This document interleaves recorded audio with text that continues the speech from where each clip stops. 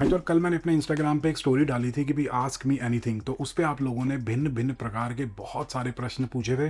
तो आज की इस वीडियो में उन प्रश्नों के मैं उत्तर देने की कोशिश करूंगा। सबसे पहला क्वेश्चन ये है कि recent news shows 1 million cancellation of work या study permits, is that right? तो बेसिकली हिसाब किताब ये है कि 2020, 21 और 2022 के स्टार्टिंग में काफी सारे लोग स्टूडेंट वीजा पे कनाडा आए थे। मतलब कनेडियन सरकार ने भर भर के मिलियंस में स्टडी परमिट बांटे थे। तो मिलियंस में लोग स्टडी परमिट लेके कनाडा के अंदर इमिग्रेट हुए थे। तो उन्होंने अपनी 2 साल की पढ़ाई कंप्लीट की। पढ़ाई के बाद उनका 3 साल का वर्क परमिट स्टार्ट हो गया, वो भी उनका कंप्लीट हो गया है। लेकिन उनकी पीआर का कोई जुगाड़ नहीं हो रहा है। कोई अता पता नहीं है कि भी कैसे पीआर होगी, क्योंकि टाइम के साथ कनाडा की पीआर लेना मुश्किल हो गया। रीजंस वगैरह आपको पता ही है। तो इसलिए उनके जो वर्क परमिट्स हैं या फिर जो भी उनका वीज़ा है वो एक्सपायर होने वाला है। तो उनके पास कोई चारा नहीं है, क्योंकि कनाडा में रहने के लिए एक वैलिड वीज़ा होना चाहिए। तो काफ़ी सारे लोगों को अपनी होम कंट्री में वापस जाना पड़ेगा 2026 के एंड में या फिर 2027 के स्टार्टिंग तक। काफ़ी सारे लोग जुगाड़ में लगे हुए हैं कि किसी तरीके से वर्क परमिट एक्सटेंड हो जाए, या फिर कोई स्पाउस वीज़ा लग जाए, या फिर कोई वर्क परमिट कुछ हो जाए। लेकिन बहुत सारे लोगों का कोई हिसाब किताब नहीं बन रहा है। तो प्रॉबली उनको वीज़ा ना मिलने की वजह से अपनी होम कंट्री में वापस जाना पड़ेगा। कोई कैंसलेशन वगैरह नहीं हो रही है कि भी आधा वीज़ा बचा है फिर भी कैंसिल कर रहे हैं, ऐसा सीन नहीं है। उससे अगला क्वेश्चन ये है कि how to do PR after 2 years diploma in Canada. सबसे पहले तो यार हमें बढ़िया तरीके से इंग्लिश सीखनी होगी, क्योंकि हमें इंग्लिश प्रोफिशिएंसी प्रूफ करनी पड़ती है। और जिस हिसाब से आपने क्वेश्चन पूछा है, तो मेरे हिसाब से थोड़ा सा औखा हिसाब किताब है। तो प्रॉपर तरीके से इंग्लिश सीखनी है, ठीक है? बुरा मत मानना, लेकिन ज़रूरी है। उसके बाद अगर हम कनाडा के अंदर अपनी पढ़ाई करते हैं, चाहे 2 साल का डिप्लोमा करें या फिर 3 साल की 4 साल की डिग्री करें, तो 5-6 तरीके हैं जिनके थ्रू आप अपनी कनाडा की पीआर ले सकते हो। एक तो एक्सप्रेस एंट्री है कि भाई अपनी प्रोफाइल बनाओ, सीआरएस स्कोर मिलेगा, कट ऑफ को क्लियर करते हो तो आपकी पीआर हो जाएगी, हिसाब किताब बढ़िया हो जाएगा। उसके अलावा आप पीएनपी ले सकते हो। अगर आपका स्कोर बढ़िया नहीं बन रहा है, तो जिस प्रोविंस के अंदर आप पढ़ाई करते हो या फिर किसी पर्टिकुलर प्रोविंस के अंदर मूव होकर आप उसकी पीएनपी ले सकते हो। मतलब प्रोविंशियल नॉमिनेशन प्रोग्राम के अंडर एलिजिबल होके अगर आपको पीएनपी मिल जाती है तो 600 पॉइंट्स मिल जाएंगे। उसके अलावा रीजनल प्रोग्राम्स होते हैं, जैसे कि एआईपी, अटलांटिक इमिग्रेशन प्रोग्राम, या फिर आरसीआईपी होता है, एफसीआईपी होता है। आज के टाइम पे अगर आप फ्रेंच सीख लेते हो तो कैटेगरी बेस्ड ड्रॉज में आपका बड़ी आसानी से नाम आ जाएगा। स्किल ट्रेड या फिर एग्रीकल्चर या फिर एजुकेशन या फिर हेल्थ केयर, इन फील्ड्स के अंदर अगर आप काम कर रहे हो तो आपकी आसानी से पीआर हो जाएगी। उसके अलावा कौन सा तरीका होता है? उसके अलावा आप शादी कर सकते हो एक ऐसे पर्सन से जो कनाडा का पीआर है या फिर सिटीजन है, तो उस केस में स्पाउसल स्पॉन्सरशिप के अंदर आपकी पीआर हो जाएगी। या फिर बहुत सारे बिजनेस प्रोग्राम्स होते हैं, उनके थ्रू आप ले सकते हो। मैं सोच रहा हूँ इसके ऊपर प्रॉपर वीडियो बन सकती है कि भी डिटेल में बात की जाए कि भी क्या टारगेट है, क्या एलिजिबिलिटी क्राइटेरिया है। कमेंट करके ज़रूर बताना। डेफिनेटली ये सारे तरीके कि भाई कनाडा के अंदर पढ़ाई करने के बाद कैसे पीआर ले सकते हैं, मैं प्रॉपर वीडियो बना दूंगा। लेकिन हाँ, शॉर्ट में ये आंसर है कि बहुत सारे तरीके हैं। किसी अच्छे कंसल्टेंट से बात करो और फिर अपनी पीआर का पाथवे देखो कि भाई क्या हिसाब किताब है। उससे अगला क्वेश्चन है कि how to grow money by investing in Canada, where should I invest as a beginner. तो बेसिकली यार जब इन्वेस्टमेंट्स की बात आती है तो 5-6 वीडियोस मैंने बना रखी हैं, लिंक्स मैं डिस्क्रिप्शन में डाल दूंगा, आप जाके चेकआउट कर सकते हो। आपको समझ आ जाएगा कैसे स्टार्ट करना है। लेकिन शॉर्ट में यहाँ पे बताऊं तो बेसिकली जब पैसा ग्रो करना होता है ना, तो हमें कुछ एसेट क्लासेस के अंदर पैसा डालना पड़ता है, इन्वेस्ट करना पड़ता है। जैसे कि रियल एस्टेट या फिर क्रिप्टो या फिर स्टॉक्स या फिर ईटीएफ्स वगैरह हो गई, गवर्नमेंट बॉन्ड्स हो गए, या फिर जीआईसी वगैरह के अंदर इन्वेस्ट करना होता है। तो टाइम के साथ इनकी जब वैल्यू इंक्रीज होती है ना, तो आपका भी पैसा टाइम के साथ ग्रो होता है। बिगिन करने की बात आती है, मतलब इन्वेस्टमेंट की जर्नी स्टार्ट करने की बात आती है, तो सबसे पहले मैं बोलूंगा कि भी कंपाउंड इंटरेस्ट क्या होता है, इसको समझो।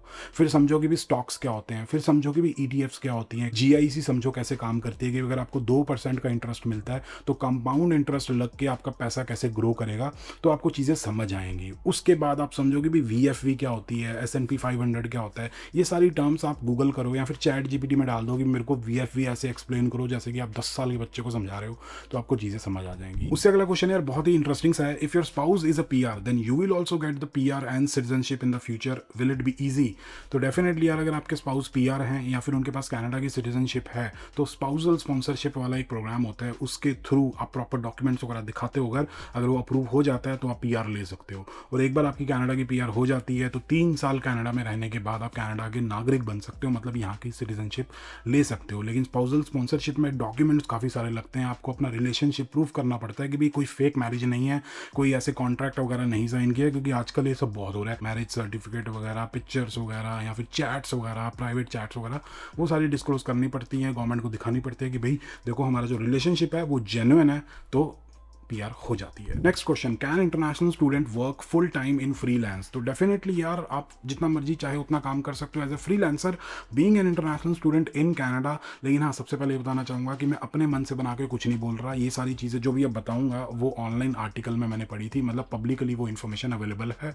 और जो भी चीज़ें आप अपनी लाइफ में इंप्लीमेंट कर रहे हो वो करने से पहले इस वीडियो के डिस्क्रिप्शन में एक डिस्क्लेमर दिया हुआ है, वो ज़रूर पढ़ लेना। तो बेसिकली ये बताना चाहूँगा कि अगर आप कोई भी फ्रीलांस काम करते हो तो वो कनाडा की लेबर मार्केट के अंदर नहीं आना चाहिए।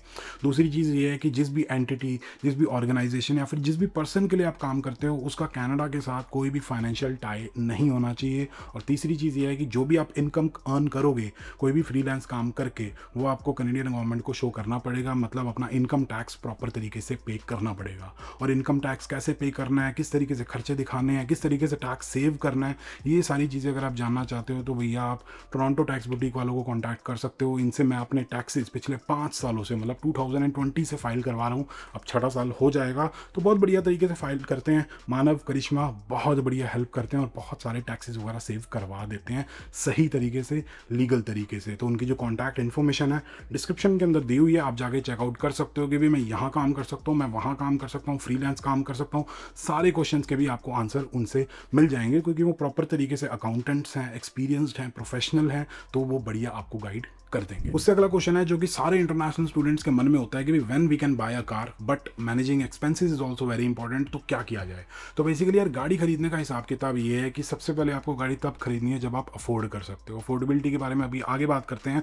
और दूसरी चीज़ ये है कि जब आपको एक्चुअल में ज़रूरत महसूस होती है कि भी अब मेरे को गाड़ी खरीदनी है, गाड़ी खरीदे बिना गुजारा बिल्कुल भी नहीं होगा, तब आपको गाड़ी डेफिनेटली खरीदनी चाहिए। लेकिन तब नहीं खरीदनी चाहिए कि आपके दोस्त ने खरीद ली या फिर आपके कलीग ने खरीद ली, उसने मस्टैंग ले ली, उसने पता नहीं कौन सी महंगी RAV4 पता नहीं क्या ले लिया और आप गाड़ी खरीदने पहुंच गए। ऐसा काम बिल्कुल भी नहीं करना चाहिए। और अगर अफोर्डेबिलिटी की बात करें तो हिसाब किताब ये है कि भी जो भी आपकी मंथली इनकम है, मंथली इनकम से मेरा मतलब ये है कि टैक्सेस वगैरह काट के जो भी पैसा आपके अकाउंट के अंदर आता है उसका 10 से 15% निकाल लो। जो भी गाड़ी का खर्चा होगा कि भाई इंस्टॉलमेंट या फिर इंश्योरेंस या फिर गैस का खर्चा, वो उस अमाउंट के अंदर आना चाहिए, 10 से 15% के अंदर आना चाहिए। उससे ज़्यादा खर्चा आपको अपनी गाड़ी के ऊपर नहीं करना है। काफ़ी सारे लोग बोलेंगे कि भी 300, 400 या फिर $500 तो इंस्टॉलमेंट है महीने की एक गाड़ी खरीदने की, बढ़िया वाली नई वाली, साथ के साथ $300-400 इंश्योरेंस जाएगी, उसके ऊपर से कम $100-200 महीने का तो पेट्रोल लगेगा ना, इतनी तो गाड़ी चलाएंगे, खड़ी करने के लिए तो ले नहीं रहे, तो $1000 तो यूं ही हो गए। तो $1000 अगर 10% बनता है तो $10,000 जब हमारी सैलरी होगी टैक्सेस वगैरह काट के तब गाड़ी खरीदें। तो बेसिकली यार किस्तों के चक्कर में मत पड़ो, या तो बढ़िया डाउन पेमेंट कर दो या फिर कैश में गाड़ी खरीद लो, तब आपकी सिर्फ इंश्योरेंस होगी और सिर्फ गैस का खर्चा होगा। तो इस तरीके से थोड़ा सा प्लान करना पड़ेगा क्योंकि जो गाड़ी होती है ना वो ज़रूरत के हिसाब से ली जाती है, ना कि फ्लेक्स करने के लिए, ना ही दिखाने के लिए, ना ही ये बताने के लिए कि भैया देखो मैं कितना सक्सेसफुल हो गया। तो गाड़ी जब ज़रूरत महसूस हो और जब आप अफोर्ड कर पाओ तब गाड़ी ले लेनी चाहिए, ज़्यादा डिले नहीं करना चाहिए क्योंकि दुनिया में आए हैं तो ज़िंदगी जीने के लिए आए हैं। ऐसा नहीं कि भाई साहब पैसे बचा बचा के पता नहीं क्या कर लिया। लेनी ज़रूर चाहिए लेकिन थोड़ा सा सोच समझ के प्लान करके। अगला क्वेश्चन ये है कि will French also fade away in some time like trades? तो बेसिकली इसमें बताना चाहूँगा कि जिस हिसाब से कनेडियन गवर्नमेंट अपने इमिग्रेशन के टारगेट्स वगैरह सेट कर रही है, अनाउंसमेंट्स वगैरह आ रही है, नोटिस वगैरह आ रहे हैं, तो वो देख के तो ये पता लगता है कि एटलीस्ट 2029 या फिर 2030 तक फ्रैंकोफोन इमिग्रेशन कहीं नहीं जाती, उसका दबदबा बना रहेगा। जिस बंदे ने फ्रेंच सीख ली, अपना टेस्ट में बढ़िया स्कोर ले आया, तो उसके लिए कनाडा की पीआर लेना पीस ऑफ केक होगा, बहुत ही ईजी हिसाब किताब होगा क्योंकि इसकी अलग कैटेगरी है, कट ऑफ काफ़ी ज़्यादा कम आता है, तो सौखा हिसाब किताब है पीआर लेना फ्रेंच कैटेगरी के थ्रू।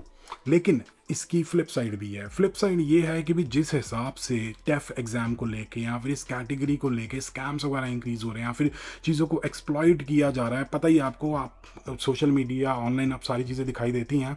तो जब ये चीज़ें कनेडियन गवर्नमेंट के नोटिस में आ जाएंगी या फिर जब कनेडियन गवर्नमेंट अपनी मर्जी से एक्टिव होना चाहेगी तो हो सकता है कि प्रोग्राम को जल्दी बंद कर दिया जाए या फिर चीज़ों को मुश्किल कर दिया जाए। जैसे कि OINP के केस में ट्रेड्स वाली कैटेगरी को कैंसिल कर दिया, प्रोसेसिंग वगैरह बंद कर दी। मैं मानता हूँ कि भाई बोलना इजी है, एक्शन लेना बहुत ज़्यादा मुश्किल होता है, लेकिन हाँ अगर आप ये सोच रहे हो कि मैं फ्रेंच सीखना चाहता हूँ, पता नहीं बंद ना हो जाए या फिर 1 साल में बंद ना हो जाए, मेरी फ्रेंच सीखने का कोई फ़ायदा नहीं होगा, तो 1 डेढ़ साल 2 साल तक तो कहीं नहीं जाता। लेकिन हाँ आगे पता नहीं क्या होगा। तो ये सीन है। अगला क्वेश्चन ये है कि in one of your videos you mentioned that you stopped investing in RRSP, why was that? तो बेसिकली यार इसके लिए आपको आरआरएसपी के बेसिक के बारे में पता होना चाहिए। तो आरआरएसपी का मतलब क्या होता है? Registered retirement savings plan. जितना भी पैसा, जितना भी अमाउंट हम अपने आरआरएसपी के अंदर डालते हैं, उतने अमाउंट से उस साल की हमारी टैक्सेबल इनकम कम हो जाती है। फॉर एग्जाम्पल हमारी जो एनुअल इनकम है वो है $1,00,000। $10,000 अगर मैं आरआरएसपी के अंदर डाल देता हूँ तो मेरी जो टैक्सेबल इनकम है ना उस साल की, वो 90,000 हो जाएगी। लेकिन वो जो $10,000 जो मैंने अपने आरआरएसपी के अंदर डाला है ना, वो लॉक हो जाता है मेरी रिटायरमेंट तक के लिए। वो 10,000 मैं अपनी रिटायरमेंट पे जाके ही निकलवा सकता हूँ। अगर मेरे को किसी काम के लिए चाहिए, कोई ज़रूरत है, कोई इमरजेंसी आ गई है, मैं अपने आरआरएसपी से पैसे नहीं निकलवा सकता अनटिल 2 एक्सेप्शंस आती हैं। एक एक्सेप्शन है लाइफ लॉन्ग लर्निंग प्लान। इसके बारे में मेरे को ज़्यादा नहीं पता, मैंने रिसर्च नहीं की है। दूसरी एक्सेप्शन है first time home buyers plan, कि अगर आप कनाडा के अंदर अपना पहला घर खरीद रहे हो तो आप आरआरएसपी के अंदर से पैसे निकलवा सकते हो। लेकिन हाँ, अब वो पैसे वापस भी डालने होते हैं 15 साल की ड्यूरेशन में। आप ऑनलाइन जाके सारी चीज़ें समझ सकते हो कि क्या हिसाब किताब होता है। लिख तो ये बताना चाहूँगा कि जब तक आप कनाडा के अंदर पहला घर नहीं खरीद लेते हो तब तक आरआरएसपी के अंदर डेफिनेटली पैसे इन्वेस्ट करो, क्योंकि होम बायर्स प्लान के अंदर आप निकलवाओगे और धीरे धीरे उसको फिर वापस डालोगे। लेकिन उसके बाद मेरे को सेंस नहीं लगती, क्योंकि पैसे लॉक हो जाते हैं। टीएफएस से बढ़िया है या फिर नॉन रजिस्टर्ड अकाउंट में अपना पैसा इन्वेस्ट करो। Next question, masters of accounting, I am planning to come to Canada and my experience in India is 2.5 years। तो बेसिकली अकाउंटिंग का ये सीन है, अगर आप अकाउंटिंग पढ़ने के लिए कनाडा के अंदर आने की प्लानिंग कर रहे हो, अकाउंटिंग के अंदर कनाडा में करियर बनाना चाहते हो, तो जितना मेरे को पता है कि भाई सीपीए अगर आपकी करने की प्लानिंग है, इंडिया में सीए होती है, यहाँ पे सीपीए होती है, तो अगर वो करने का प्लान कर रहे हो तो डेफिनेटली अकाउंटिंग वर्थ है। लेकिन अगर वो नहीं करना चाहते तो आपकी जो ग्रोथ है, आपके जो करियर की ग्रोथ है ना, वो एक पॉइंट पे आगे रुक जाएगी। वो लिमिटेड ग्रोथ आपको मिलेगी। आगे बढ़ने के लिए आपको सीपीए करनी पड़ेगी। तो अगर आप सीपीए करना चाहते हो तो अकाउंटिंग, अदरवाइज कुछ और सोचो, कुछ और देखो। Next question, best credit card for students. तो बेसिकली यार बेस्ट क्रेडिट कार्ड जैसी कोई चीज़ नहीं होती कि भी एक ऐसा क्रेडिट कार्ड जो सबको सूट करे, ऐसा मेरे हिसाब से नहीं होता। स्पेंडिंग हैबिट्स के ऊपर डिपेंड करता है कि आप किन चीज़ों पे ज़्यादा खर्चा करते हो अपनी डे टू डे लाइफ में। उस हिसाब से आपको देखना होगा कि आपके लिए बढ़िया क्रेडिट कार्ड कौन सा है। फॉर एग्जांपल कोई बंदा है जो पेट्रो कनाडा से बहुत ज़्यादा गैस डलवाता है रेगुलर बेसिस पे, में भी ऊबर करता है या फिर कोई और रीज़न है, तो उस केस में उसके लिए ट्रायंगल वाला कार्ड बढ़िया रहेगा। एक ऐसा बंदा है जो रियल कनेडियन सुपर स्टोर से बहुत ज़्यादा शॉपिंग करता है, तो उसके लिए प्रेसिडेंट चॉइस वाला पीसी वाला क्रेडिट कार्ड बढ़िया रहेगा। इन जनरल अगर आपको एनुअल चार्जेस नहीं पे करने हैं लेकिन आप कैशबैक चाहते हो, तो अमेरिकन एक्सप्रेस का सिंपली कैश आता है फ्री वाला। 2 वर्जन होते हैं, तो फ्री वाला वर्जन आपके लिए बढ़िया रहेगा। या फिर अगर आप रॉजर्स की सर्विसेज को काफ़ी ज़्यादा यूज़ करते हो तो रॉजर्स वाला क्रेडिट कार्ड आपके लिए बढ़िया रहेगा। और अगर आपको एनुअल चार्जेस पे करने में कोई प्रॉब्लम नहीं है तो अमेरिकन एक्सप्रेस का कोबाल्ट या फिर स्कॉशिया बैंक का मोमेंटम क्रेडिट कार्ड आता है, या फिर सीआईबीसी का डिविडेंड क्रेडिट कार्ड हो गया। अगर आप कॉस्को से काफ़ी ज़्यादा शॉपिंग करते हो तो इस हिसाब से क्रेडिट कार्ड अपनी नीड्स के हिसाब से, अपनी स्पेंडिंग हैबिट्स के हिसाब से चूज़ करना होता है। तो अगर आप स्टार्ट करना चाहते हो भी कोई भी क्रेडिट कार्ड नहीं है, तो मे बी आप अमेरिकन एक्सप्रेस का सिंपली कैश ले सकते हो। रेफरल लिंक मैं डाल दूंगा, आपको थोड़ा सा कैशबैक मिल जाएगा जैसे ही आप मेरे रेफरल लिंक से कार्ड ऑर्डर करोगे, मतलब कार्ड रिक्वेस्ट करोगे। या फिर आप ट्रायंगल वाले क्रेडिट कार्ड से शुरुआत कर सकते हो, कोई भी। या टैंगरिन का एक बढ़िया कार्ड होता है, एक कुछ स्पेसिफिक कैटेगरीज चूज कर लो तो उन पे आपको ज़्यादा कैशबैक मिलेगा। कि भी मैं रेस्टोरेंट्स में बहुत जाता हूँ, ग्रोसरी काफ़ी ज़्यादा करता हूँ, तो मेरे को इन दोनों कैटेगरीज में ज़्यादा कैशबैक चाहिए। तो अपनी रिसर्च करो प्रॉपर तरीके से ऑनलाइन गूगल पे जाके, तो आपको सारी चीज़ें समझ आ जाएंगी। या फिर चैट जीपीटी का ज़माना है, चैट जीपीटी का यूज़ करो। अगला जो प्रश्न है काफ़ी इंटरेस्टिंग है। अगर इस क्वेश्चन के आंसर से एक भी बंदे की हेल्प हो जाती है तो ये वीडियो सक्सेसफुल है। तो बेसिकली क्वेश्चन ये है कि भाई, how to stay so patient in so tough situations, how to stay motivated without a clear vision. तो मेरे हिसाब से आपके क्वेश्चन के अंदर आंसर है कि भाई क्लियर विजन के बिना मोटिवेटेड रहना बहुत ज़्यादा मुश्किल है। तो आपको अपनी लाइफ के अंदर एक विजन लाना पड़ेगा और वो विजन काफ़ी ज़्यादा क्लियर होना चाहिए। अपना एक ऑब्जेक्टिव बनाना पड़ेगा, एक गोल सेट करना पड़ेगा कि भाई मैं ये चीज़ अचीव करना चाहता हूँ। और ये नहीं कह रहा है कि भाई एक लॉन्ग टर्म गोल सेट कर लो कि भाई मैं कनाडा का या फिर इंडिया का प्रधानमंत्री बनना चाहता हूँ, ऐसा गोल नहीं। छोटे छोटे गोल सेट करो कि भाई आज का ये गोल है, एक हफ्ते का ये गोल है, इस बुक के मेरे को 5 पेजेस पढ़ने हैं, या फिर ये नई चीज़ मेरे को सीखनी है। छोटे छोटे गोल सेट करोगे तो अंदर से अपने आप मोटिवेशन आना शुरू होगी कि हाँ भाई मैं कुछ कर रहा हूँ। एक एक्सेल शीट बना लो प्रॉपर कि भाई इस हफ्ते का ये गोल है, उस हफ्ते का ये गोल है, और उनको धीरे धीरे अचीव करते रहोगे तो लगेगा कि हाँ भाई मैं ही बाहुबली हूँ, बाकी तो पता नहीं क्या ही है। तो इस तरीके से आप बहुत ज़्यादा इंप्रूव करोगे अपनी लाइफ में।